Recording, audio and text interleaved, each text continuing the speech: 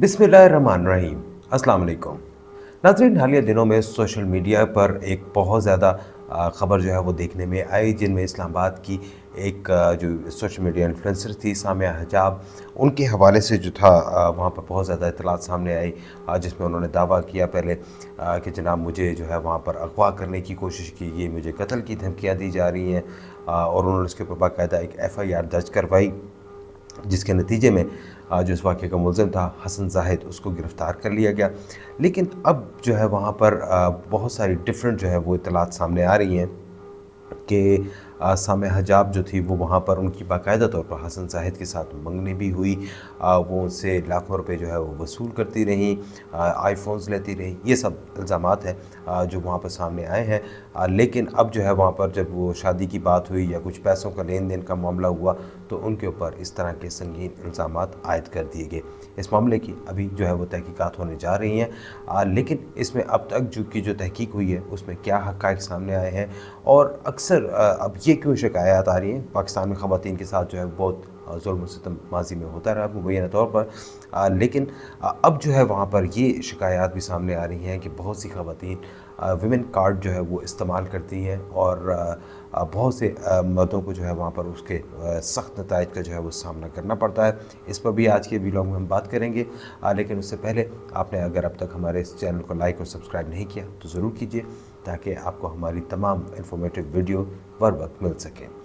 तो नाज़रीन, बात कर रहे थे सामिया हिजाब की। पहले इस केस के हवाले से थोड़ी सी बात कर लेते हैं। इन खातून ने जो था सोशल मीडिया पर, ये एक टिकटॉकर भी हैं और सोशल मीडिया इन्फ्लुएंसर हैं, वहाँ पर उन्होंने वहाँ पे एक दिया, और उन्होंने सना यूसुफ नामी जो जिनका मर्डर हो गया था कुछ अर्सा पहले इस्लामाबाद के सेक्टर G13 में, उनका हवाला दिया और कहा कि जी उसकी तरह जो है वो मुझे भी जो है वो कत्ल किया जा सकता है। एक शख्स है, ये देखिए उसकी CCTV फुटेज है, वो यहाँ पर मुझे वो गाड़ी में खींच रहा है, ये हो रहा है, वो हो रहा है, और वो वहाँ पर उसने मेरा फ़ोन छीना है, तो फलाना की है।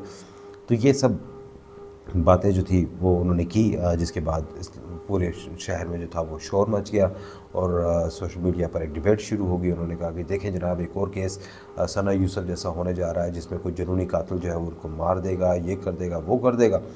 तो सब ने जो था वहाँ पर उसके ऊपर बड़ी तनकीद की। पुलिस भी जो थी फौरी तौर पर एक्टिव हुई, उन्होंने पता कराया जनाब ये कौन है जो ऐसा इस्लामाबाद शहर में ऐसा करने जा रहे हैं। तो वो पता चला कि जी हसन ज़ाहिद नाम साहब का जो था एक कोई नौजवान है।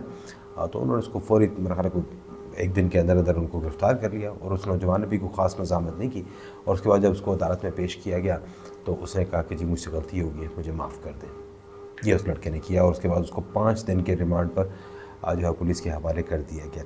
लेकिन जो रिमांड में जो कहानी सामने आई है वो ख़ासी डिफरेंट सी है, बड़ी हैरत अंगेज़ सी वो कहानी है। जो हसन ज़ाहिद के जो वहाँ पे स्टेटमेंट जो हमारे ज़राए से हमें जो मिला है, उससे पता चला है कि इसका जो है जो मुद्दई जो वहाँ पे मुकदमे हैं सामिया हिजाब, इनका ताल्लुक़ जो है वो चकवाल से है, और ये 4 साल कबल 6 रोड रावलपिंडी में एक गर्ल्स हॉस्टल में मुकीम थी। और ये मुख्तलिफ़ शीशा कैफ़े वगैरह की जो मार्केटिंग की जो इश्तहारात होती थी, उनके ये शूट जो थे वो किया करती थी, और ये उसके बाद इस्लामाबाद के सेक्टर E11 में शिफ्ट हो गई। इनके साथ इनकी फ़ैमिली में इनका एक 14 साल का भाई है और वालदा है, जबकि वालिद के बारे में ये कहती हैं कि वो इस दुनिया में नहीं है, लेकिन बताया ये भी जाता है कि जी उनका शायद इनकी वालदैन के दरमियान डिवोर्स हो चुकी है। बहरहाल ये एक उनका अलग डिफरेंट है मामला है। और ये बताया जाता है कि सामिया हिजाब जो थी वो E11 में ही अपने भाई और वालदा के साथ जो थी वो रहती थी, और किराए के मुख्तलिफ पोर्शंस में वो काफ़ी मरतबा चेंज उन्होंने किया और रहती रही। 8 माह कबल बताया जाता है कि उनकी ये जो मौजूदा मुलज़िम है हसन ज़ाहिद, उससे उनकी दोस्ती हुई, और जिस घर में जो हसन ज़ाहिद का ये कहना है, जो हसन ज़ाहिद ने जो पुलिस को जो स्टेटमेंट दिया कि वो जिस घर में रह रही हैं वो 1.5 लाख किराए पर उसने लेकर दिया था, और इसके साथ साथ उसने एक नए मॉडल की काले रंग की होंडा सिविक जो थी वो भी 1.25 लाख का रेंट था उसका, वो इन्होंने इसको लेकर दी हुई थी। और इसके अलावा यूटिलिटी बिल्स समेत लाखों रुपए जो थे वो भी उसका खर्च भी वो किया करता था।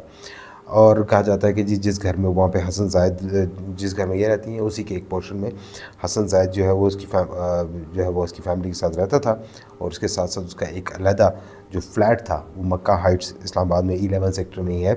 वहाँ पर उसने वहाँ पर एक फ़्लैट भी ले रखा था, जहाँ पर उसके दोस्त वगैरह आते थे तो वहाँ पर उसके साथ वहाँ जाकर रहता था। और जो अब ये भी उसने एक इल्ज़ाम आयद किया है कि जी जो सामिया हिजाब है ये कोकेन की आदी है, और ये मुलज़िम जो है वहाँ पर हसन ज़ाहिद उसको हर हफ्ते लाखों रुपए की कोकेन ख़रीद कर देता था। अब जो है इसका लेकिन हसन ज़ाहिद ये सारा कह रहा है, लेकिन वो कौन सा ऐसा लैंडलॉर्ड है जो लाखों करोड़ों के खर्चे कर रहा है। तो उसका जब उससे ये सवाल हो कि भाई तू कहाँ से लेके आता है इतने पैसे, तो उसने बताया अपने बारे में जो उसकी तफसीलात हैं कि जी वो लाहौर का रहने वाला है, और उसका जो बड़ी गाड़ियाँ हैं फैसलाबाद और इस्लामाबाद और लाहौर में उसका बिज़नेस है कि वो बड़ी गाड़ियाँ जो हैं वहाँ पे ख़रीदता है और फ़रोख्त करता है, ख़रीदता है फ़रोख्त करता है। उसका इस तरह का है जो बिज़नेस करता है।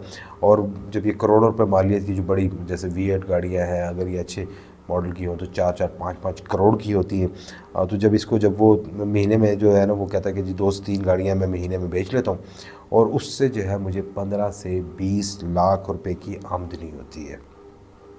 और उसका एक भाई जो है वो कह रहा है, उसका कहना है कि वो कनाडा में है और वहाँ से वो भी पैसे भिजवाता है।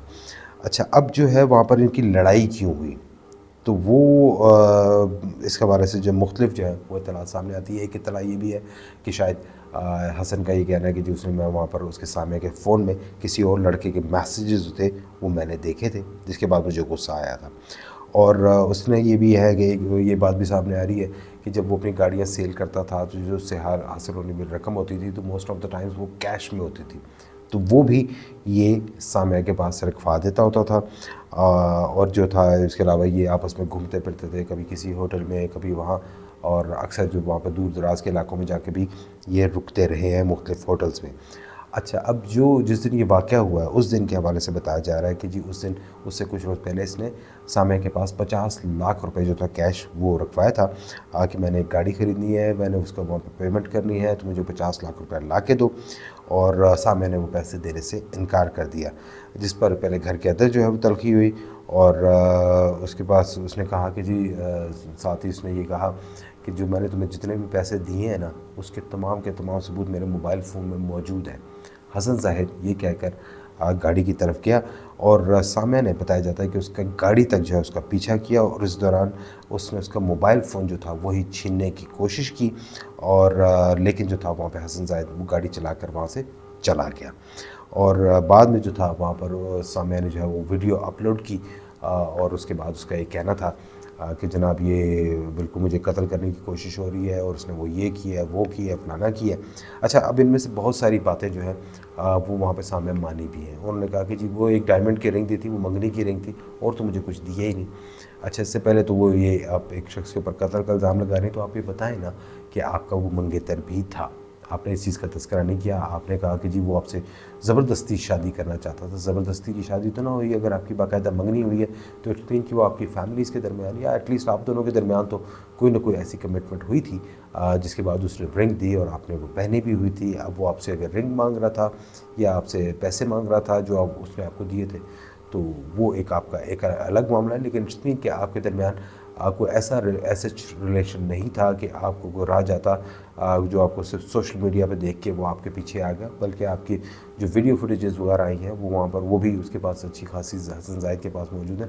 और अब उसके दोस्त जो है वो वहाँ पर वो आहिस्ता आहिस्ता वो रिलीज़ करते जा रहे हैं, जिसमें आपकी सालगिरह की पार्टी हो रही है, उसमें सबसे आगे जो है वो हसन ज़ाहिद ही खड़ा हुआ है, वो केक भी काट रहा है आपके साथ मिल के, और ये वो आप दोनों की घूमते हुए तस्वीरें भी हैं, तो वो भी काफ़ी सारी चीज़ें आती रहेंगी सामने। कहने का मकसद ये है कि इस केस में जो भी ये नतीजा निकले हमारा उससे कोई कंसर्न नहीं है कि वहाँ पर ये होता है। लेकिन असल जो सवाल ये है कि क्या हर केस में जो है वो मर्द हज़रात क्या वही झूठे होते हैं? क्या ये ज़रूरी है कि हर बार मर्द के ऊपर ही इल्ज़ाम आयद किया जाए? मैं मानता हूँ बिल्कुल, आजकल जिस तरह से वो पंजाब में हो रहे हैं, मुख्तलिफ़ केसेस सामने आ रहे हैं जिनमें नेफ़ों में जो है वो पिस्तौल जो है वो चल रही है, बहुत ज़्यादा चल रही है। बिल्कुल ऐसे वाक़यात ज़्यादातर उसमें मर्द इन्वॉल्व होते हैं, लेकिन ऐसे केसेस भी सामने आ रहे हैं जिसमें जो वहाँ पर जो मर्द बिल्कुल बेगुनाह होते हैं, लेकिन ख़वातीन जो हैं वो उनको अक्सर जो है वहाँ पर वो उसमें शामिल कर लेती हैं। ये एक ख़ासी अफसोसनाक सूरत हाल है, और मतलब अगर ख़वातीन ऐसा करती हैं तो उसके बाद उसके औरत कार्ड भी इस्तेमाल किया जाता है, उनकी बात भी फ़ौरी तौर पर सुनी जाती है, और मर्द हज़रात को फ़ौरी तौर पर गिरफ़्तार करके अंदर कर दिया जाता है। ये एक नॉर्मल हमारे यहाँ ट्रेंड है। अब इसमें जो है बैलेंस की ज़रूरत है कि अगर जो मर्द हज़रात करते हैं उनके ख़िलाफ़ भी अगर लेकिन एक्शन लिया जाए। और अगर कोई औरत ने किसी, अब सिर्फ औरत कार्ड इस्तेमाल करते हुए अगर कोई इस तरह की हरकत की है तो मेरा ख़्याल है कि उनको भी जो है वहाँ पे सबक लाजमी तौर पर सिखाना चाहिए। उनको भी जो है वहाँ पर उनके ख़िलाफ़ भी कानूनी कार्रवाई होनी चाहिए। मोस्ट ऑफ़ द टाइम्स ऐसे होता है कि जो है वो उस शख्स को जो है वो वहाँ पर कुछ दिन के बाद तो बरी कर दिया जाता है, अच्छी खासी वो वहाँ पर जेल में तफ्तीशें, पुलिस की जिस्मानी रिमांड, वो सब कुछ सहते हैं। लेकिन उसमें जो खातून होती है उसको कुछ भी नहीं कहा जाता। उसका इल्ज़ाम झूठा भी साबित हो जाए तो सिर्फ उनको जो है वहाँ पर केस जो है वो डिसमिस कर दिया जाता है, डिस्चार्ज कर दिया जाता है, उस शख्स को वहाँ पर से हो जाता है। और वो जो मर्द हज़रात होते हैं वहाँ पर, वो अमूमन ऐसे ही जो है वो केसेस में जो है वो पकड़े जाते हैं और बड़ी बड़ी लंबी लंबी सज़ाएँ काटते हैं। ऐसा ही एक केस जो था मुझे अब से याद पड़ता है, अब से कुछ अर्सा पहले इस्लामाबाद में हुआ कि वहाँ पर एक खातून ने जो है वहाँ पर रिपोर्ट करवाई कि उनके ऊपर जो ट्रेल 5 है इस एरिया में उनके साथ मुबैना तौर पर रेप हुआ है। अच्छा, उन्होंने जिस शख्स के ऊपर इल्ज़ाम लगाया उसको वहाँ पर पुलिस ने अगले मेरा ख़्याल है को 12-13 घंटे के अंदर बल्कि उससे भी कम वक्त, मेरा ख़्याल कुछ 4 या 5 घंटे के अंदर इसको गिरफ़्तार कर लिया। रावलपिंडी का वो शख्स था। तो जिस वक्त उसको गिरफ़्तार किया गया तो वो अपने घर में आराम से बैठा हुआ था, इत्मीनान से बैठा हुआ था। सबसे पहला पॉइंट पुलिस को ये लगा कि यार जिसने ऐसा कोई काम किया हो वो अपने घर में सुकून से कैसे बैठेगा, वो तो भागेगा, वो तो छुपेगा, उसको पता है कि मेरे पीछे पुलिस आएगी। तो वो जब उसका इत्मीनान वहाँ पे सारा हुआ, उसने कहा कहते जी मैंने तो ऐसा कुछ नहीं किया। मालूम ये हुआ कि उस खातून को जो था वहाँ पर बाकायदा तौर पर एक गैंग जो था वो इस्तेमाल कर रहा था, जिसमें उस खातून का जो था वहाँ पर उसका पहले रब्ता करवाया गया उस लड़के के साथ। इनकी आपस में टेलीफोनिक चैट होती रही, बातें होती रही, और उसके बाद जो था उन्होंने उसको वहाँ पे इस्लामाबाद के ट्रेल 5 के करीब बुलाया। लेकिन वो वहाँ पर वो लड़का नहीं पहुँच सका, या पहुँचा तो वहाँ पर उनकी उस तरह से मुलाकात ना हो सकी। और जब वहाँ से चला गया तो उन्होंने उस खातून के ज़रिए उसकी FIR जो थी वो कटवा दी। और कटवाने के बाद वो खातून जिसने FIR करवाई, जिसके नाम जिसने कहा कि मेरे साथ रेप हुआ है, उसको फ़ौरी तौर पर इस्लामाबाद से बाहर निकाल दिया गया। और उसके बाद ये एक डील बाकायदा शुरू हुई कि जनाब अगर आप बचना चाहते हैं तो आप 50 लाख रुपए दें तो आपको इस केस से निकाला जाएगा, बसूरत दीगर आपको तो इसमें टांग दिया जाएगा।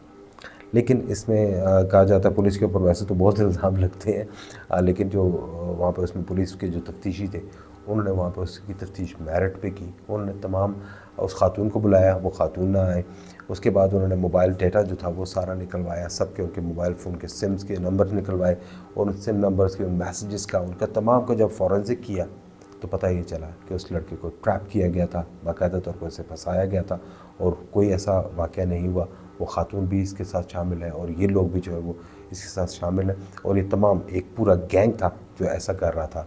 बहरहाल वो खातून भी जो थे कुछ अर्से के बाद वो बच के वो इस्लामाबाद से वापस चली गई।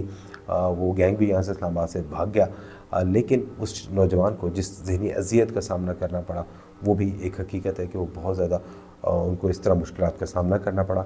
इस वक्त जो एक बहुत ज़्यादा ख़वातीन के को इस्तेमाल करके एक और भी चीज़ हो रही है वो ये कि वहाँ पे अचानक आपको किसी नंबर से, अनजान नंबर से कॉल आएगी, वो खातून होंगी, वो कहेंगी जी अच्छा आप व्हाट्सएप पे आ जाएँ, वीडियो कॉल पे आ जाएँ, ये हो जाए वो हो जाए। उसके बाद वो बेहुदा हरकत जो है वो शुरू कर देंगी, और बेहुदा हरकत के बाद उनको जो है आपको पता भी नहीं होगा, आपका फेस आ रहा होगा, वो उस खातून का जो है वो मतलब जो उसकी बेहुदा हरकतें वो कर रही हैं वो करती हुई नज़र आ रही होंगी, और वो सब कुछ रिकॉर्ड हो जाएगा। और अगले दिन आपको किसी भी इस्लामाबाद के थाने का, FIA का या किसी और का कह के उसकी कॉल आएगी और आपसे पैसे मांगे जाएंगे। अगर आपने एक बार उनको पैसे दे दिए तो फिर आप कई बार पैसे देंगे, आप हर रोज़ पैसे देंगे और आप उस चीज़ के ऊपर लगे रहेंगे। ये गैंग्स हैं बाकायदा, उसमें वहाँ पर लोग मिले हुए हैं। उसमें पुलिस का वो नाम लिया जाता है, लेकिन ज़्यादातर पुलिस वाले नहीं होते, वो वैसे ही सिर्फ पुलिस का नाम इस्तेमाल कर रहे होते हैं, लेकिन बाज़ केसेस में पुलिस वाले भी उनके साथ शामिल होते हैं। तो ऐसे जो औरत कार्ड का या औरत का नाम लेकर जो इस्तेमाल कर रहे हैं, मेरा ख़्याल है कि उनके ख़िलाफ़ भी एक्शन लेना चाहिए। सामे हिजाब केस में भी अगर ऐसा ही कुछ हुआ है, अगर वो खातून भी मुकम्मल तौर पर उसमें इन्वॉल्व है वहाँ पर उस तमाम की तमाम चीज़ों में, तो जो उन्होंने सोशल मीडिया के ऊपर जो गलत स्टेटमेंट्स उन्होंने दिए हैं, या जो उन्होंने वहाँ पर एक एक्सप्लॉइट किया, वहाँ पर इस्लामाबाद पुलिस को इस्तेमाल किया, तो पुलिस को उनके ख़िलाफ़ झूठी FIR कराने के ऊपर उनके ख़िलाफ़ भी केस बनाना चाहिए। साथ ही साथ सोशल मीडिया, टिकटॉक और बाकी प्लेटफॉर्म्स जो हैं उनके ऊपर बाकायदा उनको अदालती अहकामात पहुँचाए जाएँ, बाकायदा अदालत की तरफ से अहकामात दिलवाए जाएँ और उनके वो तमाम ऐसे अकाउंट्स जो हैं वो ब्लॉक करवाए जाएँ कि जिनके ज़रिए वो यहाँ पर मिस इन्फॉर्मेशन जो है वो शहर में फैला रही हैं। और अगर हसन साहिद साहब जो है ये जो भी गिरफ़्तार हैं, अगर ये किसी जुर्म में मुलव्वस हैं तो लाज़मी तौर पर इनको भी सज़ा मिलनी चाहिए। हमारे साथ रहने का बहुत शुक्रिया। अल्लाह हाफ़िज़।